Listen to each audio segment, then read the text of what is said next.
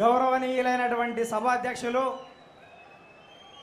జాతీయ అధ్యక్షులు, మన ప్రియతమ నాయకులు నారా చంద్రబాబు నాయుడు గారికి, తెలంగాణ తెలుగుదేశం అధ్యక్షులు రమణ గారికి, ఆంధ్రప్రదేశ్ అధ్యక్షులు కళా వెంకట గారికి, ఈ మహానాడు వేదికపై ఆసీనులైనటువంటి అగ్రనేతలకు, వివిధ రాష్ట్రాల నుంచి విదేశాల నుంచి తెలుగు ప్రజల రాజకీయ పర్వదినమైనటువంటి మహానాడుకు తరలి వచ్చినటువంటి తెలుగుదేశం పార్టీ కుటుంబ సభ్యులకు, పత్రికా విలేకరులకు, మీడియా ప్రతినిధులకు, సోషల్ మీడియా సోదరులకు, మౌత్ పబ్లిసిటీ మహాశయులకు, ఆప్తులకు, ఆత్మీయులకు, మిత్రులకు, హితులకు, సన్నిహితులకు సాష్టాంగ ప్రణామాలు అర్పిస్తున్నాను.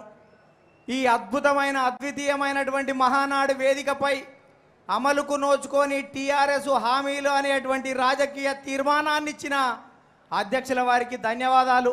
ఈ తీర్మానాలను రూపొందించిన రావుల చంద్రశేఖర్ రెడ్డి గారికి, కాశీనాథ్ గారికి కూడా ధన్యవాదాలు తెలియజేస్తున్నాను. తెలంగాణ రాష్ట్రం వచ్చిన, స్వపరిపాలన వచ్చిన, మిగులు బడ్జెట్ ఉన్న ధనిక రాష్ట్రం అయినా ఇవాళ హామీలు ఎందుకు అవుతలేవో తెలంగాణ ప్రజలు ఆలోచించాలని ఈ సందర్భంగా నేను విజ్ఞప్తి చేస్తున్నా. స్వయం పాలన ముసుగులో, మన పాలన ముసుగులో తెలంగాణలో కొనసాగుతున్నది దొరపాలన అన్నటువంటి సూక్ష్మాన్ని మీరు గ్రహించాలని ఈ సందర్భంగా మనవి చేస్తున్నా. 35 సంవత్సరాల క్రితం తెలంగాణలో తెలుగుదేశం పార్టీ దొరలను గడిలో బంధిస్తే ఆ బందీ నుంచి బయటికి వచ్చిన పశుపతి పాలన నేడు తెలంగాణ రాష్ట్రంలో కొనసాగుతున్నది అని ఈ సందర్భంగా నేను మనవి చేస్తున్నా. ఇవాళ కేసీఆర్ హామీలు ఇస్తున్నాడు, ఆ హామీలను అందకుండా ఉట్టిలా కడుతున్నాడు. మాటల మత్తులో దించుతున్నాడు, తడిగుడ్డతో గొంతులు కోస్తున్నాడు. మాటలతో మభ్యపెట్టే ఓ కల్వకుంట్ల చంద్రశేఖరరావు గారు 4 సంవత్సరాల అధికారంలో వచ్చి ఇవాళ ఉద్యమ సమయంలో కానీ, ముఖ్యమంత్రి హోదాలో కానీ, ఎన్నికల సమయంలో ఇచ్చినటువంటి హామీలను ఎందుకు అమలు చేయడం లేదని చాలా సూటిగా అడుగుతున్నా. ఎన్నికల ముందు చెప్పిండు, బంగారు తెలంగాణ చేస్తా, వజ్రాల తెలంగాణ చేస్తా, కరీంనగర్ న్యూయార్క్ చేస్తా, వరంగల్ లండన్ చేస్తా, ఓల్డ్ సిటీ ఇస్తాంబుల్ చేస్తా, యాదగిరిగుట్టను వాటికన్ చేస్తా, హైదరాబాద్ డల్లాసం చేస్తానన్న ముఖ్యమంత్రి మాటలు నమ్మి 17,000 కోట్ల మిగులు బడ్జెట్తో దేశంలో దొండో ధనిక రాష్ట్రాన్ని కేసీఆర్ చేతులు పెడితే 4 సంవత్సరాల్లో 6,70,341.83 కోట్ల బడ్జెట్ ప్రవేశపెట్టి 2 లక్షల కోట్ల అప్పులు చేసి ఏ ఒక్క హామీని కూడా అమలు చేయలేదు. ఏ ఒక్క హామీని అమలు చేయకున్నా మొన్న జరిగిన టీఆర్ఎస్ మీటింగ్లో 100కు 100% హామీలు అమలు చేసినట్టు చెప్పింది. ఇవాళ కేసీఆర్కు నేను సవాలు విసురుతున్నా. నీళ్లు, నిధులు, నియామకాలను అటకెక్కించినావు, డబల్ బెడ్రూమ్కి వెళ్ళి ఎగనామం పెట్టినావు, దళితుల 3 ఎకరాల భూమికి 3 పంగనామాలు పెట్టినావు, కుల భవనాల నిర్మాణాన్ని శిలాఫలకాలకే పరిమితం చేసినావు, దళిత ముఖ్యమంత్రి పేరుతో దళితులను దగా చేసినావు, మాలా మాదిగ మహిళలకు మంగళం పాడినావు క్యాబినెట్లో. ఇవాళ ఎస్టీ మైనార్టీ రిజర్వేషన్లు రిజర్వులో పెట్టినావు. ఇవాళ ఉద్యోగ సంఘాల నేతను ఉత్తర కుమారులు చేసినావు. ఇవాళ 1 కోటి లక్ష ఉద్యోగాలని ఉట్టి కట్టి నిరుద్యోగ యువతను మురిపిస్తున్నావు. రైతు రాజ్యం తెస్తానని రాబందుల రాజ్యం తెచ్చినావు. ప్రజా సంఘాల మీద పాత్ర పెడుతున్నావు. ఇవాళ ఇటువంటి పరిస్థితులలో కళాకారులని దొరల గడిలో బందీలను చేసినాడు. మీలాంటి జర్నలిస్టులను జోకొడుతున్నాడు, న్యాయవాదులకు నామాలు పెడుతున్నటువంటి పరిస్థితి తెలంగాణ రాష్ట్రంలో ఉంది. అందుకనే తెలంగాణ రాష్ట్రంలో టీఆర్ఎస్ కేడీలంతా బంగారు తెలంగాణ 3Dలో చూపిస్తున్నారు. అందుకనే కేసీఆర్ పాలన టీవీలలో, పేపర్లలో చూస్తే కడుపు నిండినట్టు ఉంటుంది, బయటకు వచ్చి చూస్తేనే కడుపు మండినట్టు ఉంటుంది అని ఈ సందర్భంగా మీకు విజ్ఞప్తి చేస్తున్నా. తెలంగాణ రాష్ట్రం వస్తే యంత్రి వస్తుందన్నాడు, అంటే నీళ్లు, నిధులు, నియామకాలు. ఇంతకుముందే రేవూరన్న చెప్పిండు నీళ్ళ గురించి, అంతకుముందు చెప్పిండు తెలంగాణ రాష్ట్రం వస్తే ఇవాళ 1 కోటి ఎకరాలకు నీళ్ళు ఇస్తానన్నాడు. గలగల పారే గోదావరిన చూస్తే నాకు కడుపు తరకపోతుంది, కాలడ్డం పెడితే తెలంగాణ సస్యశ్యామలం అన్నాడు. ఇవాళ కాలడ్డం పెడితే కమిషన్లు రావని మోటార్లు అడ్డం పెట్టి పారబెడతా అనేటువంటి పరిస్థితి ఉంది. ఇవాళ కల్వకుంట్ల చంద్రశేఖరరావు గారు 4 సంవత్సరాలుగా ప్రాజెక్టులతోటి సర్కస్ ఫీట్లు చేస్తున్నావు. ఇవాళ చెరువుల పూడిక తీత అంటున్నావు. 1 ఎకరానికి కూడా తెలంగాణలో అదనంగా నీళ్ళు ఇవ్వలే. ఇవాళ ప్రభుత్వ లెక్కలు చెప్తున్నా, 2013-14లో తెలంగాణలో సాగు విస్తీర్ణం ఎంతైతే ఉందో 3 సంవత్సరాల తర్వాత తెలంగాణ రాష్ట్రంలో 36 లక్షల ఎకరాల సాగు విస్తీర్ణం తగ్గిపోయింది. మర్చిపోయినటువంటి పరిస్థితి ఉంది. అందుకనే తెలుగుదేశం పార్టీ ప్రాజెక్టులకు వ్యతిరేకం కాదు, ప్రాజెక్టుల పేరుతో జరిగే దోపిడీకి వ్యతిరేకం అని చెప్తున్నా. గతంలో చంద్రబాబు నాయుడు గారు ముఖ్యమంత్రిగా ఉన్నప్పుడు దేవాదుల, కల్వకుర్తి, నెట్టెంపాడు, ఏఎంఆర్, భీమా, కోయిలసాగర్ అన్నీ మనం వచ్చాకే ప్రారంభించాం. ఇవాళ ఎస్ఆర్ఎస్ స్టేజ్ 1 స్టేజ్ 2కు 1500 కోట్లు ఖర్చు చేశాం. సాత్నాల, చెమలవాగు, గుండ్లవాగు, వట్టివాగు, శుద్ధవాగు, ఎర్రవాగు, కౌలాసనాల, తారిపేరు వంటి మధ్యతర ప్రాజెక్టులను పూర్తి చేసిన చరిత్ర ఈ తెలుగుదేశం పార్టీదని ఈ బహిరంగ సభ మీద చెప్పగలుగుతానని ఈ సందర్భంగా మనవి చేస్తున్నాం. ఇవాళ నిరుద్యోగుల ఉద్యోగాల గురించి చెప్పిండు. తెలంగాణ రాష్ట్రం వస్తే లక్షలాది ఉద్యోగాలు వస్తాయని చెప్పిండు. తెలంగాణ రాష్ట్రం రాకపోతే చప్రాసీ నౌకరి కూడా రాదన్నాడు. 3.5 లక్షల మంది సీమాంధ్ర ఉద్యోగులు తెలంగాణలో అక్రమంగా ఉన్నారని చెప్పిండు. తెలంగాణ రాగానే హరీష్ రావు వార్ రూమ్ పెట్టి వివరాలు సేకరించిండు. ఆ 3.5 లక్షల ఖాళీలు ఏమైనాయి అని అడుగుతున్నా. హరీష్ రావు ఏర్పాటు చేసినటువంటి వార్ రూమ్ వివరాలు ఏమైనాయి అని అడుగుతున్నా. ఇవాళ తెలంగాణ రాష్ట్రంలో 2.5 లక్షల ఉద్యోగాలు ఖాళీగా ఉన్నట్లు ఆర్థిక శాఖ తేల్చిన, ఇవాళ 4 సంవత్సరాలలో 50,000 మంది పదవీ విరమణ చేసిన, నూతన జిల్లాల వల్ల, నూతన మండలాల వల్ల 30,000 ఉద్యోగాలు అవసరాలు ఉందని చెప్పిన ఈ ప్రభుత్వం మాత్రం కేవలం 1,10,012 ఉద్యోగాలు ఖాళీలు ఉన్నట్లు అసెంబ్లీలో చెప్పింది. ఇప్పటి కేసీఆర్ 72 సార్లు ప్రకటన చేసిండు ఉద్యోగాలు ఇస్తానని, ఇవాళ నోటిఫికేషన్లు రావడం లేదు, ఆయన ప్రకటనలు వచ్చేటువంటి పరిస్థితి ఉంది అని ఈ సందర్భంగా మనవి చేస్తున్నా. అందుకనే నేను కల్వకుంట్ల చంద్రశేఖర్ రావుని అడుగుతున్నా. టీఎస్పీఎస్సీల గంట ఉన్నాడు, గవర్నమెంట్లో సుంటలు ఉన్నారు, నిరుద్యోగులకు ఆకలి మంటలు మారతలేవు, తీర్తలేవు అని ఈ సందర్భంగా మనవి చేస్తున్నా. కాంట్రాక్ట్ వాళ్ళని పర్మనెంట్ చేస్తానన్నాడు. ఎవరికైనా అంటే ఆయన ఇంట్లో 5కి అయింది పర్మనెంట్, ఎవరికి కాలే. ఇవాళ మూతపడ్డ పరిశ్రమలు పునరుద్ధరిస్తానన్నాడు. తెలంగాణలో 22,250 పరిశ్రమలు మూతపడ్డాయి. గతంలో చెప్పిండు ఆంధ్ర పాలకులు ఆల్విన్, డిపిఆర్తో పాటు ఇవాళ ఐడిపిఎల్ అజంజాయి మిల్లును మూసేసినరని చెప్పిండు. ఇవాళ కేసీఆర్ అధికారంలోకి వచ్చిన తర్వాత సిర్పూర్ పేపర్ మిల్లు, ఏపీ రేయాన్స్, ఓసీటీఎల్, నిజాం షుగర్స్ కూడా మూత వేస్తున్నటువంటి పరిస్థితి. చంద్రబాబు నాయుడు గారు గతంలో తెలంగాణ ప్రజల కోసం, తెలుగు ప్రజల కోసం అలా ఇన్ఫోసిస్ తెచ్చిండు, ఐఆర్డిఏ తెచ్చిండు, IIIT తెచ్చిండు, ఐఎస్బి తెచ్చిండు, ఐసిఐసి తెచ్చిండు, నల్సార్ తెచ్చిండు, నేషనల్ ఇన్స్టిట్యూట్ ఆఫ్ కన్స్ట్రక్షన్స్ వచ్చింది. ఇవాళ అనేక కంపెనీల వల్ల 15 లక్షల మందికి ఉపాధి దొరికింది. మనం గతంలో ఐటీ తెస్తే ఈయన లూటీ మొదలుపెట్టిండు. మనం ఉన్నప్పుడు జాబ్ మేళాలు ఉండే, ఈయన వచ్చినాక జబర్దస్తి వసూళ్ళ మేళాలు స్టార్ట్ అయినాయి. అయాల సాఫ్ట్ స్కిల్స్ ట్రైనింగ్ ఉండే, ఇవాళ కలెక్షన్ స్కిల్స్ ట్రైనింగ్ ఉన్నటువంటి పరిస్థితి ఉంది. ఆల్ టైప్ చాటింగ్ అప్పుడు ఉండే, ఆల్ టైప్ చీటింగ్ ఇప్పుడు మొదలైంది అని ఈ సందర్భంగా మనవి చేస్తున్నా. అందుకనే తెలంగాణలో ఈ మధ్య ఒక మెజిషియన్ వచ్చిందంట హైదరాబాద్కు. ప్రపంచంలో ఆయన ప్రదర్శన చూసి అందరూ బాగా మెచ్చుకున్నారు.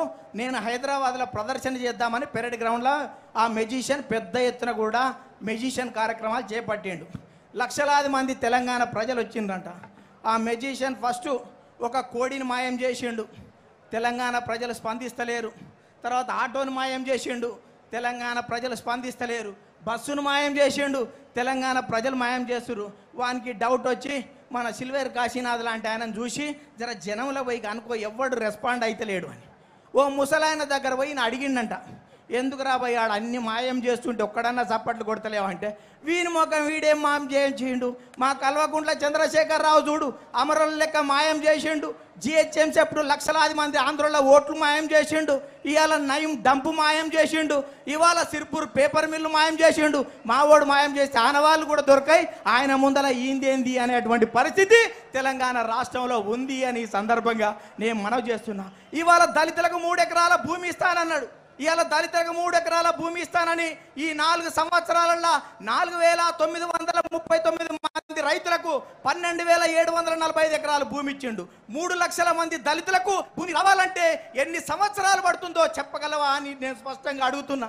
ఇప్పుడు ఎవడన్నా భూమి కావాలని కేసీఆర్ కాడికి పోతే జర ఆగరా, జిల్లాలు పెంచినగా, మండలాలు కూడా పెరిగినాయిగా, జర భూమి కూడా పెరుగుతుంది, ఆగు పెరిగిందంతా నీకు ఇస్తా అని చెప్పినా ఆశ్చర్యపోవలసినటువంటి అవసరం లేదు అని ఈ సందర్భంగా మనవి చేస్తున్నాం. ఇలా విద్యా విధానం గురించి చెప్పిండు. నేను అమెరికా బ్రిటన్ దేశాల మధ్య కామన్ స్కూల్ పెడతా, అందరు పోలలు అల్లనే చదవాలి, నీ మన్మడు నా మన్మడు కూడా అల్లనే చదవాలని చెప్పిండు. పోరగాళ్ళు బల్లెకి రాకపోతే పోలీసు వాళ్ళు తీసుకురావాలన్నాడు. ఇవాళ తెలంగాణ రాష్ట్రం వచ్చిన తర్వాత 10 లక్షల మంది విద్యార్థులు బడికి డ్రాప్ అవుట్స్ ఉన్నటువంటి పరిస్థితి. అమీన్ సాబ్ ఏం చేస్తుండు, సర్కల్ సాబ్ ఏం చేస్తుండు, పోలీసు వాళ్ళు ఏం చేస్తున్నారు, ఈ పొంకనాల పోషెట్టి గౌరవనీయులు కల్వకుంట్ల చంద్రశేఖరరావు ఏం చేస్తున్నాడని అడుగుతున్నా. గతంలో చంద్రబాబు నాయుడు గారు తెలంగాణ బిడ్డల కోసం, బడుగు బలహీన వర్గాల కోసం కిలోమీటర్కు ఒక ప్రాథమిక పాఠశాల, 3 కిలోమీటర్కు ఒక ఉన్నత పాఠశాల, మండలానికి ఒక జూనియర్ కళాశాల, రెవెన్యూ డివిజన్కి ఒక ఇంజనీరింగ్ కళాశాల, జిల్లాకు ఒక మెడికల్ కాలేజీలు ఏర్పాటు చేసినటువంటి చరిత్ర చంద్రబాబు నాయుడు గారిది. అప్పుడు ఉమ్మడి రాష్ట్రంలో 23,000 పాఠశాలలు, 1,047 ఉర్దూ పాఠశాలలు, 4,352 అప్పర్ ప్రైమరీ స్కూళ్ళు, 906 ప్రైవేట్ జూనియర్ కళాశాలలు, 322 ప్రభుత్వ జూనియర్ కళాశాలలు, 131 ఇన్సెంటివ్ జూనియర్ కళాశాలలు, 1,295 డిగ్రీ కళాశాలలు, 275 B Ed, 276 MCA, 206 MBA, 188 engineering, 27 medical కాలేజీలు, 27 ఫిజియోథెరపీ కాలేజీలు, 31 నర్సింగ్ కాలేజీలు ఏర్పాటు చేసిన చరిత్ర నారా చంద్రబాబు నాయుడు గారిని ఈ సందర్భంగా మనవి చేస్తున్నాం. ఇవాళ కేసీఆర్ అధికారంలోకి వచ్చిన తర్వాత 4,637 పాఠశాలలు మూతపడ్డాయి, 277 ఇంజనీరింగ్, 270 ఇవాళ ఫార్మసీ ఇంజనీరింగ్ కాలేజీలు మూతపడ్డాయి. ఇవాళ 434 ప్రైవేట్ జూనియర్ కళాశాలలు మూతపడ్డాయి. ఇవాళ 400 డిగ్రీ కాలేజీల మూతకు రంగం సిద్ధం చేసినటువంటి పరిస్థితి తెలంగాణ రాష్ట్రంలో ఉంది అంటే ఇవాళ మనం ఆలోచించాలని మీ అందరికి కూడా విజ్ఞప్తి చేస్తున్నా. ఇవాళ డబుల్ బెడ్రూమ్ ఇండ్ల గురించి చెప్పిండు. ఆంధ్రలో ఇచ్చిన 50 ఇండ్లు కాలు పెడితే సాపుకునేటట్టు లేదని చెప్పిండు, బట్టలు మార్చుకునేటట్టు లేదు ఆడోళ్ళు అని చెప్పిండు, అల్లుడు వస్తే బిడ్డ వస్తే ఏడ వండుకోవాలని చెప్పిండు. 70 ఇల్లు మనకొద్దు బిడ్డ, డబల్ బెడ్రూమ్ ఇల్లు కట్టిస్తానన్నాడు. ఈ రాష్ట్రంలో 22 లక్షల మందికి డబల్ బెడ్రూమ్ ఇల్లు కావాలి. ఈ 4 సంవత్సరాలలో 9,522 ఇండ్లు మాత్రమే కడితే 22 లక్షల మందికి ఎన్ని వందల సంవత్సరాలు పడుతుందో చెప్పగలుగుతావా అని అడుగుతున్నా. అయ్యా ఓ కల్వకుంట్ల చంద్రశేఖరరావు, నువ్వు 8వ నిజాంవి, నీ కొడుకు 9వ నిజాం సిరిసిల్లలు ఉన్నాడు, నీ మనవడు 10వ నిజాం పాఠశాలలు ఉన్నాడు, ఆయన టైం వచ్చినా మాకు ఇండ్లు వస్తాయా అని చాలా సూటిగా అడుగుతున్నా. ఇలా ఎవరికి ఇవ్వలు లేవకున్నా పంజలగుట్టలో మాత్రం ఇవాళ పెద్ద ఎత్తున ప్రగతి భవన్ కట్టుకున్నాడు. ఆ ప్రగతి భవన్ చరిత్ర చూస్తే అలా బ్రాహ్మణులంతా పిలిచిండు, తెలంగాణ బ్రాహ్మణులంతా పిలిచి, తెలంగాణ బ్రాహ్మణులకు నిష్ఠ ఎక్కువ, ఆంధ్ర బాపనోళ్ళకి ఆడంబరాలు ఎక్కువ అంటే మా వాళ్ళు చప్పట్లు కొట్టి వచ్చారు. తెల్లవారుజామున ఓపెనింగ్ ఎవరితోటి చేయించిండంటే చిన్న జిఆర్ స్వామి అని ఆంధ్ర బ్రాహ్మణ ఆయన తోటే చేయించిండు. అందుకనే ఇవాళ మనం చూడాలి, ఇవాళ కులాల మధ్య చిచ్చు పెడతాడు, ఇవాళ ఓట్ల కోసం రాజకీయాలు ఆడతాడు. గొల్లలకు గురుమలకు మధ్యన, ముదిరాజులకు గంగపుత్రులకు మధ్యన, లంబాడాలకు ఆదివాసులకు మధ్యన, మాదిగలకు మధ్యన, నిరుద్యోగులకు ఉద్యోగుల మధ్యన తాకులాట పెట్టి తమాషా చూస్తున్నటువంటి పరిస్థితి తెలంగాణ రాష్ట్రంలో ఉంది. తెలంగాణలో ఇండ్లు ఇస్తా అంటే అయ్యా 4 కొడుకులు అంతకుముందు ఉండే మా ఇంటి పక్క పొంటి ఇంట్లో 4 ఫ్యామిలీ కలిసి ఉండేది, ఇండ్లు ఇస్తాడని ఇంటి మీద అన్ని బై నంబర్లు వేసిరు, ఇన్ని ఫ్యామిలీలు ఉన్నాయని. ఇక కేసీఆర్ వచ్చిండు, మాకు ఇల్లు వస్తుందని అందరూ బై నంబర్ అన్నతోటి తమ్ముతోటి వేయించిండు. ఇవాళ బై నంబర్లు వేసిన తర్వాత తండ్రి అరే ఇప్పుడే నెంబర్ వేసి మీరు బయటకు వెళ్ళని అలా బయటకు వెళ్ళగొట్టిండు. ఆ ఫ్యామిలీ ఇండ్లు ఇస్తుంటే డివైడ్ అయింది. కేసీఆర్ మాత్రం సడగుడు కొడుకు ఎంపీ ఇచ్చిండు, అల్లునికి ఎమ్మెల్యే ఇచ్చిండు. ఈయన పదవులు ఇచ్చుకుంటే ఈయన ఫ్యామిలీ ఏమో యునైట్ చేస్తున్నాడు. ఇవాళ పథకాల పేరు చెప్పి పబ్లిక్ మాత్రం డివైడ్ చేస్తున్నటువంటి పరిస్థితి ఉంది. ఇవాళ రైతులకు రాత్రి లేదు, పగలు లేదు, చలి లేదు, ఎండ లేదు. ఇవాళ ఎకరాకు 1 కోటి రూపాయలు పండించిన ఆధారిత రైతని కేసీఆర్కి అధికారం ఇస్తే ఇవాళ దేశంలో రైతు ఆత్మహత్యల్లో 2వ స్థానంలో ఉన్నాం. అయ్యా ఇవాళ 15% వ్యవసాయ ఆర్థిక రంగాల నుంచి ఆదాయం వస్తుంటే కేవలం బడ్జెట్లో 2% ఉంది. ఇవాళ 4 సంవత్సరాలలో మాఫీ కానీ రుణమాఫీ, కానరాని కరువు సహాయం, దక్కని విత్తన రాయితీ, పెరిగిన ఎరువుల ధర వల్ల, గిట్టని గిట్టుబాటు ధర వల్ల 3,421 మంది రైతులు ఆత్మహత్యలు జరుగుతున్నటువంటి పరిస్థితి. ప్రకృతి కనకరించడం లేదు, కేసీఆర్ సహకరించడం లేదు, పరిపాలన ఘోరంగా ఉంది, రైతు బతుకు భారంగా ఉంది అని ఈ సందర్భంగా మనం చేస్తాం. తెలంగాణ రాష్ట్రం వస్తే నీళ్ళు వస్తాయి, నిధులు వస్తాయి, కొంపలు వస్తాయి, కొలువులు వస్తాయి అనుకున్నాం. ఇవాళ ఏం చేసిండు ఆయన? గొర్రెలు ఇస్తా, బర్రెలు ఇస్తా, పందులు ఇస్తా, మందులు ఇస్తా, సిల్కు స్మిత కట్టుకునే సిల్కు చీరలు ఇస్తా అని చెప్తున్నటువంటి పరిస్థితి. ఇవాళ త్యాగాల తెలంగాణను మొత్తం తాగుబోతుల తెలంగాణగా మార్చిండు. ఇవాళ తెలంగాణలో సౌత్ల లిక్కర్ వినియోగంలో మొదటి స్థానంలో ఉన్నాం. ఎక్సైజ్ అధికారులను సన్మానం చేసిండు. ఇవాళ తెలంగాణలో పరిస్థితి చూస్తే ఎక్సైజ్ వాళ్ళేమో తాగమంటుర్రు, పోలీసు వాళ్ళేమో ఊదమంటుర్రు. తాగినందుకు పన్ను కట్టాలి, ఊదినందుకు ఫైన్ కట్టాలి. మగోళ్ళనేమో సీసాలకు అలవాటు చేసిండు, ఆడోళ్ళనేమో సీరియళ్ళకు అలవాటు చేసిండు. ఇదేంద్రా పోయి అంటే గిదే బంగారు తెలంగాణ అంటున్నటువంటి పరిస్థితి ఉంది.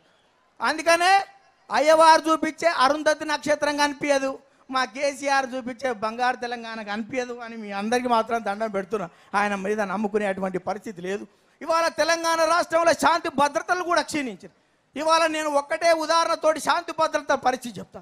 105వ జాతీయ సైన్స్ కాంగ్రెస్ ఒక 100 కోట్లు వచ్చేది. ఉస్మానియా యూనివర్సిటీలు ఉంటే భద్రతా కారణాల రీత్యా ఇవాళ అది వెళ్ళిపోయినటువంటి పరిస్థితి ఉంది. ఇవాళ ముఖ్యమంత్రికి ఆయన బాత్రూమ్లనంట ఇలా బుల్లెట్ ప్రూఫ్ అద్దాలు పెట్టుకున్నాడంట. మొన్న రిటైర్డ్ అయిన డీజీపీని ఇంటర్నల్ సెక్యూరిటీ అడ్వైజర్గా పెట్టుకున్నాడు. నేను ఈ ఇంట్లోకి వెళ్ళాలని ముఖ్యమంత్రికి ఇంటర్నల్ సెక్యూరిటీ ఎందుకు అనుకుంటే ఇంట్లో 4 తయారయ్యారంట గ్రూపులు, ఎవరితోటి ఏమవుతుందో అని ఇంటర్నల్ సెక్యూరిటీ పెట్టినటువంటి పరిస్థితి ఉంది. ఇవాళ తెలంగాణ రాష్ట్రంలో ముందు చెప్పిండు నేను అధునాతనమైన ఆయుధాలు ఇస్తా పోలీసు వాళ్ళకి అని చెప్పిండు. ఏమిచ్చిండా అంటే పొద్దుగాల పూట కెమెరాలు ఇస్తుండు, సాయంత్రం పూట బ్రీత్ అనలైజర్లు ఇస్తున్నారు. పొద్దుగాలనే ఇట్లా కలెక్ట్ చేయరు, సాయంత్రం అట్లా కలెక్ట్ చేయరు అనేటువంటి పరిస్థితి తెలంగాణ రాష్ట్రంలో ఉంది. ఇవాళ నిఘా ఉగ్రవాదుల మీద ఉంచవలసిన నిఘా ప్రతిపక్ష నేతల మీద నిఘా పెడుతున్నటువంటి పరిస్థితి ఉంది. అందుకనే ఇవాళ దళాల మీద నిర్బంధం, గలాల మీద నిర్బంధం, పత్రికల మీద నిర్బంధం, ప్రసార సాధనాలపై నిర్బంధం, ప్రతిపక్షాలపై నిర్బంధం పెడుతున్నటువంటి పరిస్థితి రాష్ట్రంలో కొనసాగుతుందని ఈ సందర్భంగా నేను మనవి చేస్తూ, మొన్న 2 శాసనసభ్యులు ప్రశ్నిస్తే సస్పెండ్ చేసి టీఆర్ఎస్ ఎమ్మెల్యేలు బయట వచ్చి చెప్తున్నారు వాళ్ళు తాగొచ్చిండ్రు కాబట్టి సస్పెండ్ చేసినామంటే, మరి బ్రీత్ అనలైజర్ అసెంబ్లీకి కూడా పెట్టరాదు అని నేనన్నా. పెడదామనే ఉన్నది కానీ మా గౌరవ ముఖ్యమంత్రి మొట్టగా పట్టుబడితే మాకు ఇజ్జత్ పోతుందేమని పెడతలేమనేటువంటి పరిస్థితి ఈ రాష్ట్రంలో ఉంది అని ఈ సందర్భంగా మనవి చేస్తున్నా. అందుకనే సోదరులారా, ఇవాళ తెలుగుదేశం పార్టీ ఎల్రమ్మ లాంటి వాళ్ళు, రావుల చంద్రశేఖర్ రెడ్డి అనేక మంది ప్రశ్నిస్తే కేసులు పెట్టమని చెప్తుండ్రు. నేను ముఖ్యమంత్రి గారికి చెప్తున్నా, ఎవరైనా ఆరోపణలు చేస్తే కేసులు పెట్టమనే ఓ ముఖ్యమంత్రి ఈ జనగామ ఎమ్మెల్యే మీద జనగామ కలెక్టరే ఇవాళ చెరువు కబ్జా చేసిందని ఆరోపణలు చేస్తే కలెక్టర్ మీద కేసు పెట్టలే, లేకపోతే ఎమ్మెల్యే మీద కేసు పెట్టలే, ఎవరిది న్యాయమో ఎవరిది నిజమేదో తేల్చలే, కలెక్టర్ని ట్రాన్స్ఫర్ చేసినటువంటి పరిస్థితి ఉంది.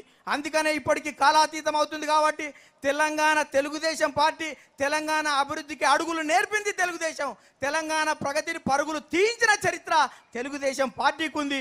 ఈ జెండా కోసం మనం కృతనిశ్చయంతో ఉందామని ముందుకు పోదామని మీ అందరికీ విజ్ఞప్తి చేస్తూ సార్ పర్మిషన్ తోటి ఒక 2 విషయాలతోటే ముగిస్తా.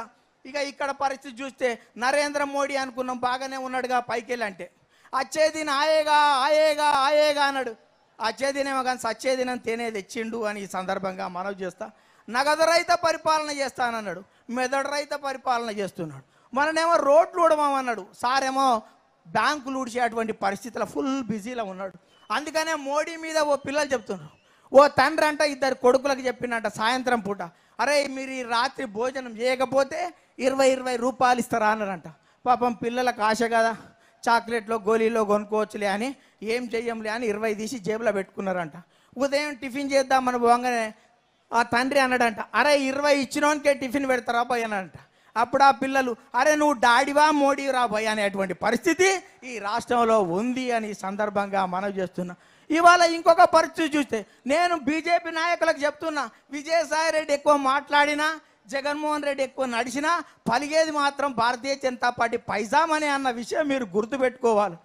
నేను మొన్న రాక అమరావతికి వచ్చి బాబు గారిని కలిసిపోయిన అక్కడికి. జగన్ పాదయాత్ర చేస్తుండు, పాపం ఇది ఎట్లుందో చూద్దాం, చాలా చూసినాం, మరి రమణన్న కూడా చెప్పాలి గిట్ల వంటి చేద్దామని. ఆయన పాదయాత్రలు ఏం చేస్తుండే అక్క అంటే, నెత్తిల చేతులు పెడుతుండు, నుదుటికి ముద్దులు పెడుతుండు, చెంపకు చెంపలు పెడుతుండు, దవడకు గంధం పెడుతుండు, ఈపుల చేతులు పెడుతుండు. అది ముద్దుల పోటా గుద్దుల పోటా నడిపిస్తేనే అటువంటి పరిస్థితి ఉంది. అందుకనే ఓ జగన్మోహన్ రెడ్డి 1,00,000 కోట్లు ప్రజాధనాన్ని లూటీ చేసినావు. బ్రాహ్మణి స్టీల్స్, రఘురామ్ సిమెంట్స్, కర్ణాటకలో పవర్ ప్రాజెక్టు, సిక్కింలో పవర్ ప్రాజెక్టు, అరుణాచల్ ప్రదేశ్లో పవర్ ప్రాజెక్టు, జింపెక్ సంస్థ, సాక్షి దినపత్రిక, బెంగళూరులో బెన్నగట్రుట్ల 1000 ఎకరాల భూమి, 250 కోట్ల విలువైనటువంటి షాపింగ్ కాంప్లెక్స్లు, హైదరాబాద్లో 65 ఎకరాల జాగా. నీ అయ్యా జాగీరా ఎట్లొచ్చినాయ్యా జగన్మోహన్ రెడ్డి అని అడుగుతున్నాను. అందుకనే జగన్మోహన్ రెడ్డి ఎప్పుడు అంటాడంట, నాన్న ఓ మంచి నాన్న, అడగకుండానే జన్మనిచ్చినావు, అడగగానే ఎంపీ పదవినిచ్చినావు, రాసుకోవడానికి సాక్షి పేపర్ ఇచ్చినావు, చూసుకోవడానికి సాక్షి టీవీని ఇచ్చినావు, ఎందుకు నాన్న నాకు సీఎం సీట్ ఇస్తావంటే సిబిఐ ఇచ్చావు, నువ్వు చచ్చావు అనేటువంటి పరిస్థితి ఈ రాష్ట్రంలో ఉంది అని ఈ సందర్భంగా మనం